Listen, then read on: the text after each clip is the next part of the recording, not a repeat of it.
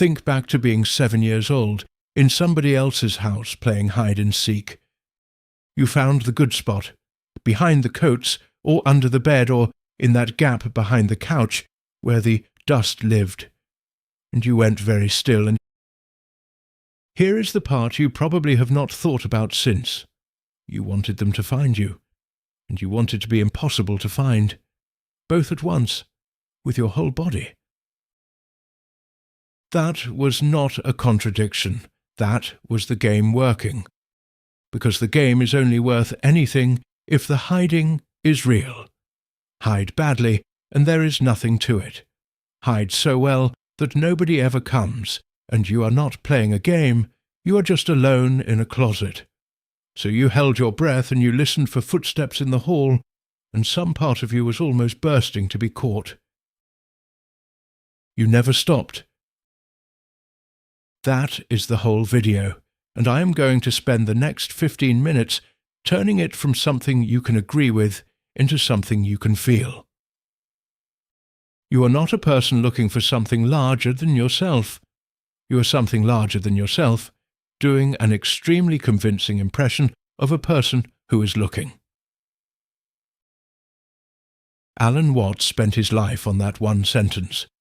In 1966, he wrote a book about it, and he gave it a title that gives away the entire thing. The book on the taboo against knowing who you are. Not the difficulty of knowing who you are, not the mystery, the taboo, something forbidden, something you are not supposed to find out. Let me put a person in front of you. A boy, about 8. He is good at this game. He has always been good at it. When he was born, he did not arrive here from somewhere else.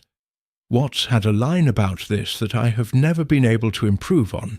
He said, "We do not come into this world, we come out of it as leaves from a tree." The boy did not enter the room. The room grew him. The way a field grows grass, the way an ocean makes a wave. And for a while he knew that in the only way a baby can know anything, which is by never having had the question. There was warmth and cold and hunger and light, and there was nobody standing behind those things having them. Then the teaching started, and it was gentle and it was constant, and every single person who did it loved him. They gave him a name and taught him to turn his head when it was said. They taught him where he stopped. This is your hand. This is your foot. That over there is not you. They drew the line at the skin, and they drew it so early that he has never once thought of it as a decision. Watts called the result the skin-encapsulated ego. And he pointed out the obvious thing that nobody notices, which is that your skin is not actually a wall. It is covered in openings. It breathes. It reports. He wrote that the skin informs us just as much as it outforms, that it is as much a bridge as a barrier. The boy was taught to read it in one direction only. Then came the second lesson, which is the harder one. They told him to be himself. And they told him which self. Be spontaneous, be natural, do not try so hard. Now sit up straight, say thank you, do not cry about that, and be sincere while you do it. Watts has a chapter title for what this produces, and it is the funniest and saddest 3 words in the book, How to Be a Genuine Fake. So the boy became one, not out of weakness, out of competence. He built a character convincing enough to be loved, and he practiced it every day for decades. And he got so good at it that the character is now the only thing that answers when his name is called. That is not a tragedy. That is a performance of unbelievable skill. The problem is only this. Nobody ever told him it was a performance, so nobody ever told him he was allowed to know.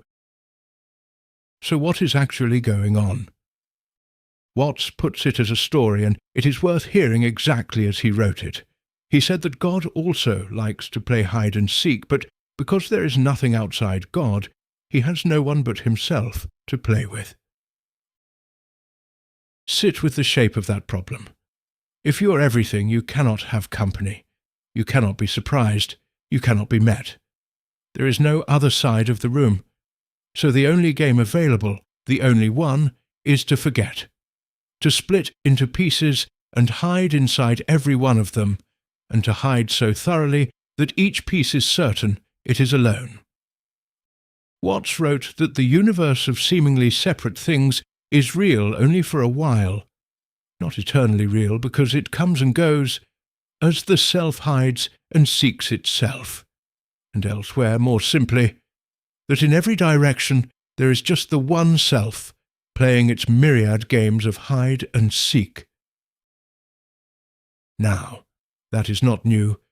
The Chandogya Upanishad got there roughly 2,800 years ago, in a conversation between a father and his son. Uddalaka spends the whole chapter showing the boy the invisible finest essence in everything, and then closes with 3 words that Indian philosophy has been unpacking ever since. Tat tvamasi, that thou art, not that thou wilt become, not that thou couldst reach, that thou art right now in the middle of not believing it. And here is the bridge that almost nobody on the internet makes, because Watts gets filed under mysticism, and this next man gets filed under psychology. Carl Jung, writing about the structure of the psyche, said this: "The self is not only the centre, but also the whole circumference which embraces both conscious and unconscious. It is the centre of this totality just as the ego is the centre of consciousness." Read that again as a piece of engineering rather than a piece of poetry. The ego is a centre, the self is a centre, and the entire circumference, which means the ego is not outside the self, hunting for it.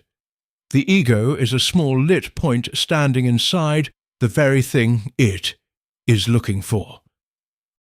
That is why the search fails.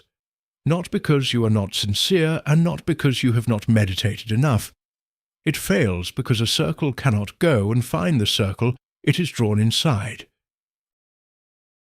It is the same reason you cannot bite your own teeth or see your own eyes without a mirror, or lift yourself off the ground by your own belt. Not one of those is difficult. Each of them is the wrong shape.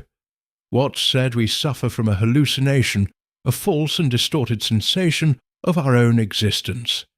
Jung is telling you the exact geometry of the hallucination.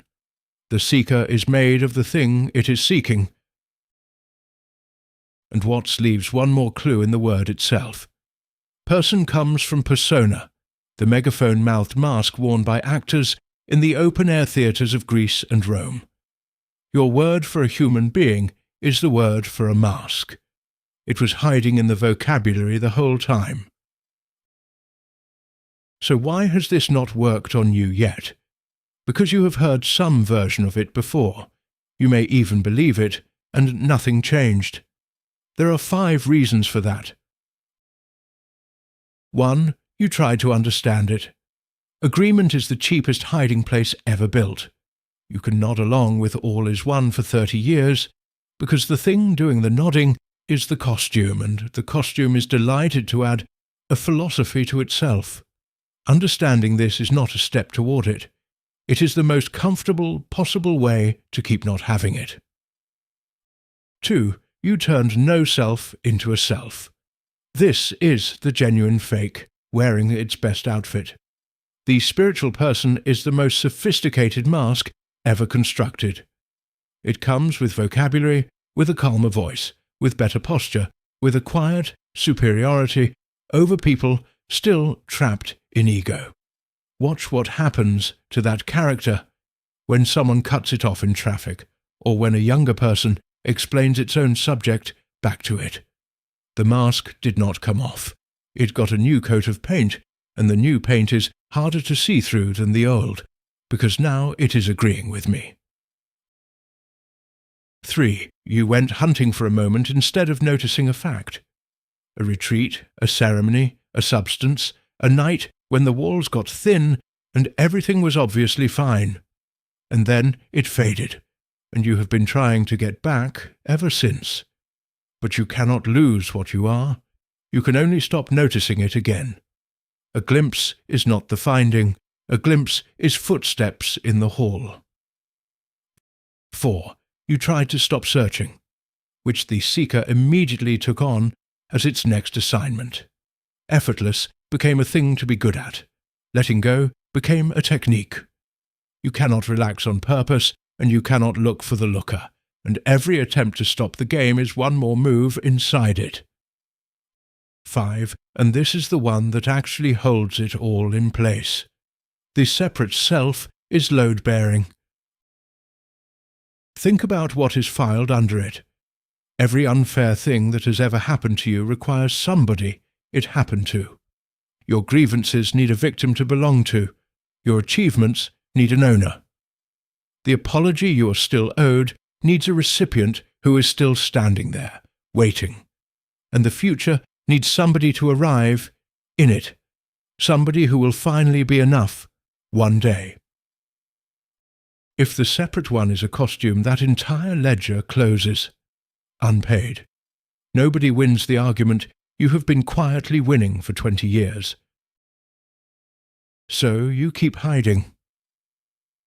And it is not stupidity, and it is not a lack of spiritual talent. It is bookkeeping. Which brings us to the part of this that nobody puts in the thumbnail, what it actually costs. First, you lose the excuse of smallness. If you are IT, then nothing is happening to you. There is no management to complain to. There is no one who was supposed to come. The comfort of being a small thing in a big, indifferent universe is that it is not your fault.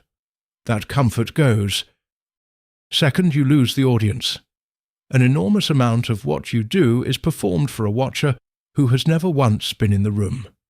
When you stop believing in the watcher, some of your favorite behavior simply has no reason to happen, and the silence where it used to be is strange for a long time. Third, you lose one day. The future person who is going to make all of this worth it. The version of you who arrives. He is not late. He was the costume's best trick, because a person who is about to arrive never has to be here. And fourth, the part people are least prepared for. Nothing happens. There is no parade, nobody claps. You are IT, and IT still has to do the dishes, and go to work on Monday, and be patient with a parent on the phone. The flatness afterward is not evidence that you were wrong. It is what true things are like. They do not announce themselves. They just stop being an issue. And underneath all four of those, there is one more thing, and I think it's the real one. You're not afraid you will never find it. You're afraid you might. Because being found ends the game you have spent your entire life learning how to play. Every skill you have, every defense, every clever thing you can do with your face in a difficult conversation, all of it is hiding technique. It is the only competence you have never once questioned. So when this gets close, something in you flinches, and the flinch is not doubt. The flinch is recognition. So here is where I want to leave you, and it is not where these videos usually end. The point is not to stop hiding. There is no version of this where you become a formless glow and drift out of your own life. The game needs the hiding to be convincing, and yours is superb, and you will go on being a specific person with a specific name and a specific set of complaints about traffic. None of that has to go. What changes is not the hiding. It is that you know. You go on playing the character, and underneath the character there is a quiet fact that does not need to be believed, because it is not a belief. It is just what is looking out of your eyes while you read the room. Watts put it in 4 words, and he put an exclamation mark on it, which for a philosopher is close to shouting. This, he wrote, is the taboo of taboos. You are IT. And he meant it both ways. IT, the ground of everything. And IT, the one who counts to 100, with their eyes closed, and then goes looking. So go back. 7 years old, behind the coats, in the dark, holding your breath. Footsteps in the hall coming closer, and what you feel is not fear. It is that other thing, the one you had no word for at the time. It is the joy of being about to be found. That is what is underneath your life. Not a problem to be solved. A game, played by something with all the time there is, and no one but itself to play with. And it has been letting you win.